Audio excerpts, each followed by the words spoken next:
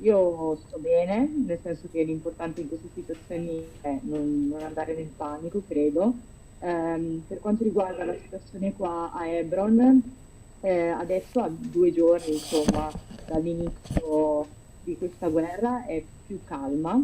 Il primo giorno è stato quello con più tensioni, ci sono stati degli scontri nella città tra i militari israeliani e gruppi di giovani ragazzi palestinesi. Il racconto di Francesca Campanini, la cooperante padovana d'adozione, si trova in questo periodo a Hebron nel mezzo del conflitto israelo-palestinese. La prima giornata, il 7 ottobre, è stata caratterizzata da questo tipo di scontri.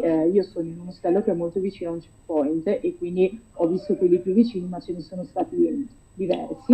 Ci sono state anche delle vittime tra i ragazzi palestinesi, non tra i soldati israeliani. È una situazione molto tesa, anche se oggi, racconta, è riuscita ad uscire dal suo ostello. Cioè io adesso sto uscendo, sto andando a prendere da mangiare, sto andando insomma, a fare una camminata. Ecco. Ovviamente non nelle zone che so possono essere più rischiose. Una cosa più complicata invece è spostarsi all'interno della hostel, cioè uscire anche proprio dalle città e entrare in altre città. Cioè per esempio andare da Hebron a Betlemme è molto difficile, o in altre città in West Bank, perché gli israeliani stanno chiudendo le entrate e le uscite dalle città con checkpoint. Gli scontri tra soldati israeliani e gruppi di palestinesi, ci spiega la cooperante che a Padova ha studiato e fatto stage, si concentrano ai checkpoint. Hebron è l'unica città della Cisgiordania in cui gli insediamenti israeliani sono all'interno della città. È divisa tra una zona sotto il completo controllo militare israeliano,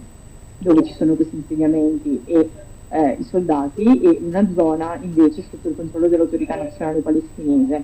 Ci sono checkpoint in moltissimi punti per la punta della città e solitamente è proprio nei pressi di questi checkpoint che si concentrano gli scontri.